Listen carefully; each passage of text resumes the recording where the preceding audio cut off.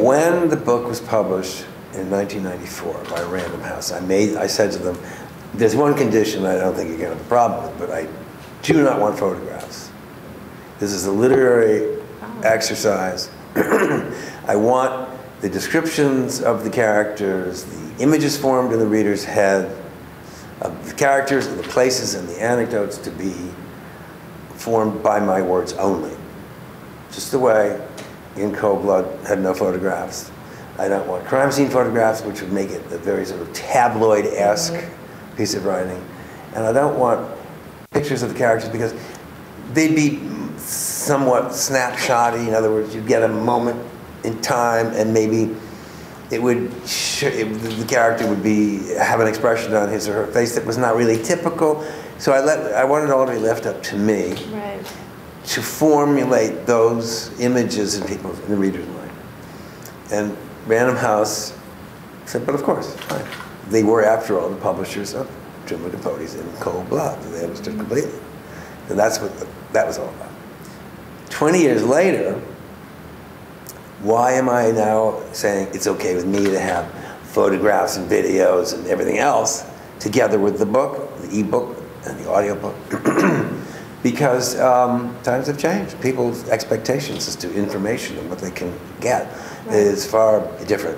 When people are reading, when you're reading a book or you're somewhere talking to somebody and an idea or a name of a person or a place comes up, you can Google it immediately and you get it. If you're reading Midnight and you come across Mercer House, you just Google it and you see photographs of it online. So it was easy enough to access that information. I figured, well, there's no harm, it's 20 years later, to have all of that in a book. I mean, attached to the same thing that has the book in it too.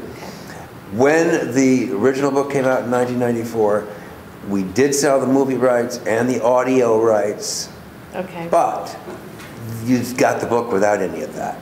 That was separate, and that didn't bother me at all. Now I'm perfectly comfortable with the multimedia package that you get with a Metabook. It's an audio book, but the difference is it's not one person reading the entire book. It's a different person for every character, plus a narrator, plus sounds and music.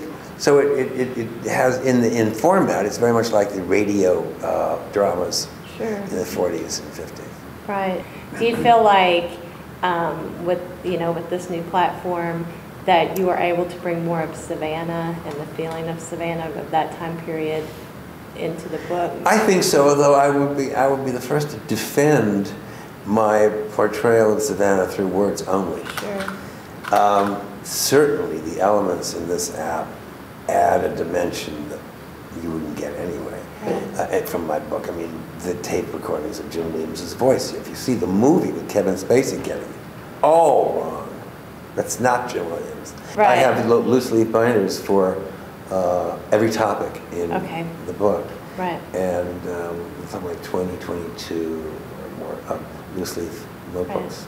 And so you still had, I assume you kept all of that and everything. So when they came to you with this idea, I had everything. You had everything ready. Photos, all the recordings. I have all the recordings, and there are hundreds of them, interviews of people. And they only have a few of them. Of course, in the future, there's every opportunity to include more. And I will give them more when the time comes to expand. I don't know when that is, but I have information. And I have more tapes and more visuals.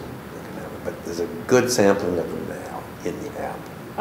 And do you have another book coming out, or I haven't got a book coming out, but I have been focusing my energies on New Orleans, and I really can't tell you any more than that. New Orleans. Great. That's another city in the orbit of crazy, like Savannah.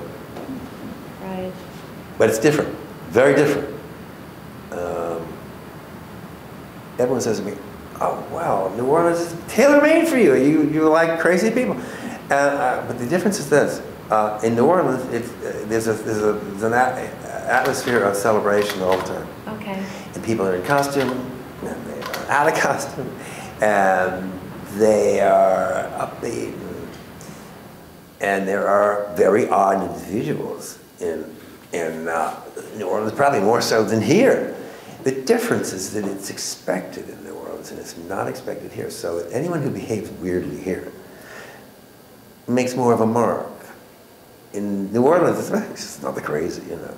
But so the whole phenomenon is different in New Orleans. As it's expected there, but here, anyone who is outside the norm is making a statement, taking a chance, because this is a very conservative place. And it was when I was here. I don't know if it still is as much.